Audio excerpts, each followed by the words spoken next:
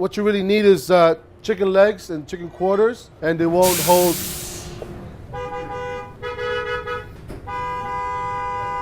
Yeah, you gotta move up. You're gonna start a traffic jam. Shut your ass.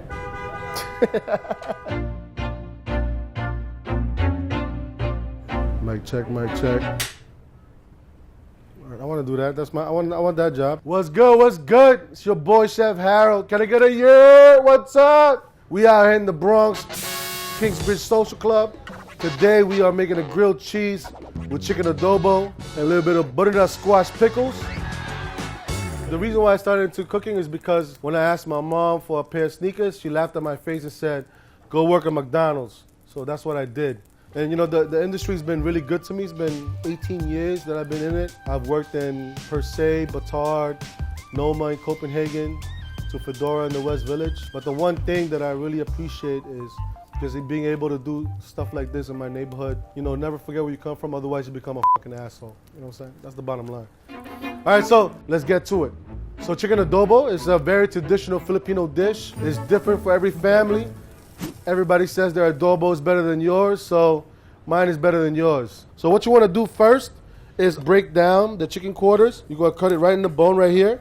I like to keep the chicken fat because it's tasty. You season with a little bit of salt and pepper. We're using Maldon because we're fancy, and this is out there for all my fancy chefs. Black pepper. And we're using a pancake griddle because, you know, this is a cooler way. The pancake griddle's been at 400. Skin down.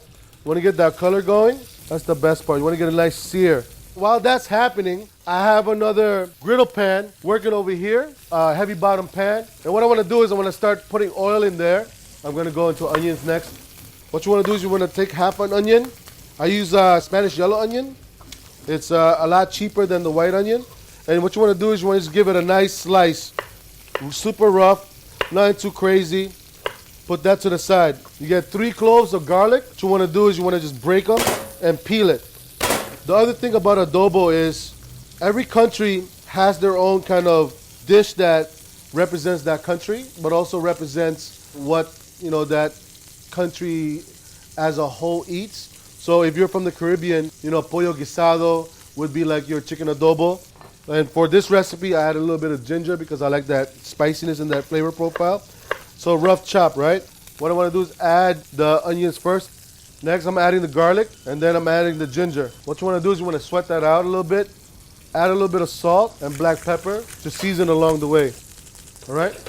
Once you're checking on that, letting that go, deglaze the pan with a little bit of vinegar.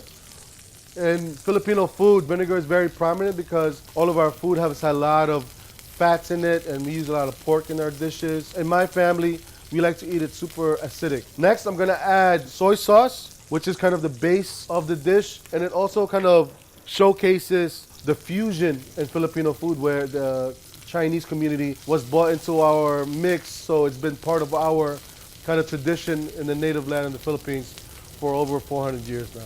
Next, I'm gonna add a little bit of the black peppercorns, add a little bit of the bay leaf, and then next, I'm gonna add the sugar. The sugar is there to counterbalance the whole thing. Adobo, traditionally, it will be equal parts soy and vinegar, and you can control the salinity by adding a little bit more sugar to your taste profile. This comes up to a boil here.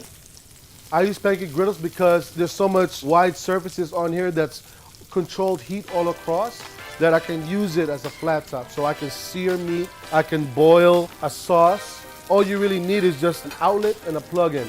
So now I'm gonna add the chicken into our broth since it came up. The chicken has this great golden color here from the pancake griddle, so it creates this caramelization evenly across the skin. And we'll let this braise out for about 30 to 40 minutes until it's cooked. And adobo, it's always good the day after. One thing about pancake griddles too is the easy cleanup. And you have these little holes right here. You can push your excess oil, and then now give it another 2 minutes, and then you have another hot surface ready to cook on the griddle. Now we should get some sponsorship because this is nice, right? Whatever this company is. This is like the BMW of fucking pancake griddles. So anyways, while we wait for the chicken to cook, we'll get right into making the butternut squash pickle. I like to use butternut squash because it keeps the texture when it gets pickled. You still have a little bit of bite, which is kind of crazy. So cut the the top neck part off. You know, some people, they like to take their time to peel this thing, but I'm a lazy ass cook, so I like to just use my knife, you know what I mean? So just like an apple, and you just peel it back all the way. Cut it in half and do half moons, you know? So use the bear claw method, and you use your knuckles to guide the knife. And I usually cut about 10 centimeters long. You want to still give it a little body, because if you cut it too thin, it'll just dissipate in the pickle, right? So while I'm cutting the butternut squash, I have a hot pan here going. I'm going to start adding the pickling liquid. The pickling liquid I like to use is the 3-2-1 method, which is the Nordic pickle.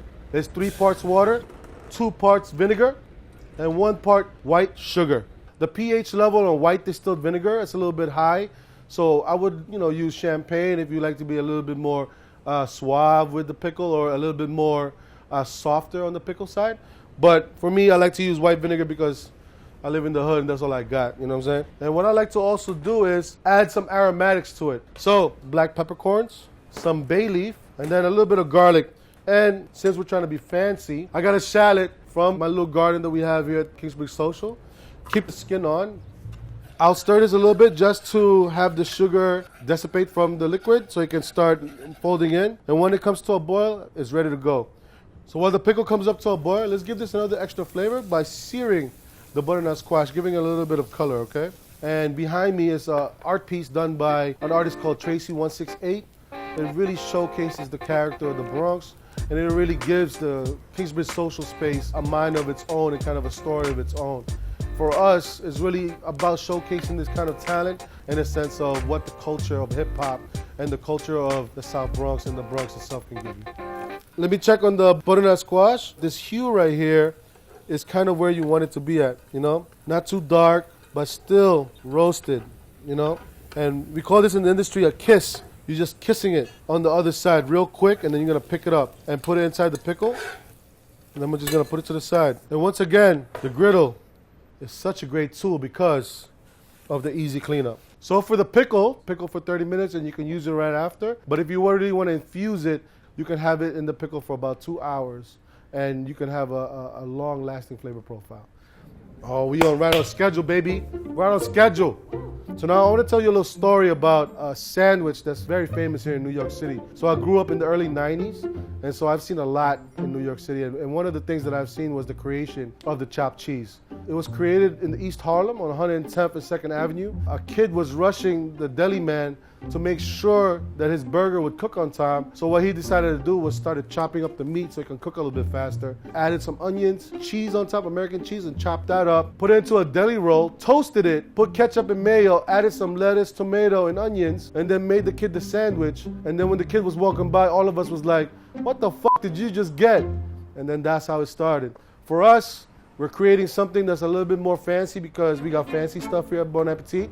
We're gonna create our own style of sandwich that you can do for the next day, especially if you're tired of just making yourself a boring turkey sandwich, all right? So we got this really nice, expensive sourdough batard bread, rolled by hand, baked the whole 9 with the starter. Just know this cost me $7, all right? I like to slice it long because it kind of creates a better surface area for it. And this side, I usually just save for like munching. You cut it maybe an inch deep because you want to have that cheese to melt and also have a nice crust.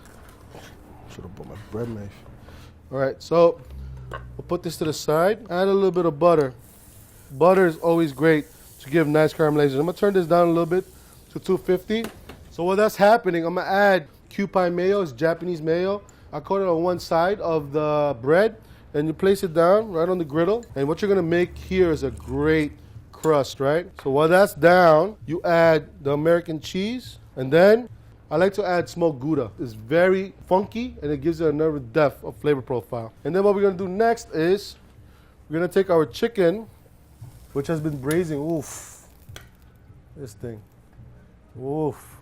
And what we're gonna do is we're gonna pick a little bit of it and use every single bit of this chicken in this sandwich, okay? It's just falling apart. It's been braising in this vinegar and soy and sugar. And the best part about this is you don't tell nobody. You just take a little piece I mean, that's the best part of it, right? You get to be the first one to taste it. I like to add a little bit of the onions in the mix. Take the chicken, you lay it down right here, right on the top. Edge to edge. Make sure every little bite has chicken in it. After that, you want to give this a little spin. And then glaze this thing with this sharp cheddar. Let the cheese fall on the griddle. Let everybody know you hear it. It's real. You know what I'm saying? We made it. You know what I mean? Put a little bit of that right there. Boom. I checked the bread a little bit. It needs a little bit more time. And what we're going to do is just add the butternut squash right over the top. As you can tell, we can make this gourmet meal just with 2 pancake griddles and a motherfucking cutting board. You know what I'm saying? So, you flip this bread over here. Oof. Look at that thing. And what I like to do too is add a little bit more cheese right on that. And what it creates is a little cheesy crunch situation. What you want to do is you want to keep spinning it, you know? Act like you know what you're doing. Flip it. Oof. Now you want to give that side a little bit of cheese. Press down on it a little bit, and you want to keep flipping it. Nice and oof. Keep it nice and brown, you know what I'm saying? Let's turn it up a little bit more. Let's turn it up a notch. You know what I'm saying? Let's turn it up a notch. And then, we can give a nice little sear on the, woo! Make this for your moms, for your wife, for your boyfriend. They'll live with you forever, ever. It's been on the griddle now for about 5 minutes, and it's nice and melty and crusty. I'm gonna flip it one more time on the other side just to check on how it looks. And it looks amazing. And the best parts too is there's like little burnt pieces here from the cheese. You know what I mean? Sandwiches like these, you always cut in a bias, not straight down, or you know what I'm saying? When you just hold it down. Oh wait, before I do that, finish it off with a little bit of Maldon salt over the top. I like to use Maldon salt because A, it's fancy, and B, Maldon salt is huge crystallized salt. They drop right into the holes of the sourdough bread. So when you bite into the sourdough bread, you have these like pockets of like salinity that will give the dish a little bit more heightened flavor profile. Cut it on a bias, and then that's it. That's your next day chicken adobo grilled cheese sandwich with pickled butternut squash. Literally one of the best sandwiches I had today, and I had a few already. The texture of the sourdough holds up to the multiple amounts of fat that this thing has, from the mayo to the butter. The salt, you just taste it right up front because it's on the outside tip of the bread. The chicken with the vinegar base and soy sauce gives it another layer. The pickled butternut squash, since we cut it a little bit thicker, it's there also super prominent. And then the 3 cheeses, it just melts together like a great family. I mean, this is a great sandwich, and it could be a base for any other meat that you want to use. Turkey from Thanksgiving to pernil in Christmas to even day-old pollo guisado from takeaway. Or even General Tao's chicken if you're really about that life. So enjoy. Bon appetit. Thank you for tuning in. Peace. BX all day. You already know. One train, my favorite train. It's the Bronx, baby. It's like lunchtime too, you know. So everybody's out. Hey, you want some? You hungry? You want some? This thing is expensive stuff, man. The first one's free though, I got you.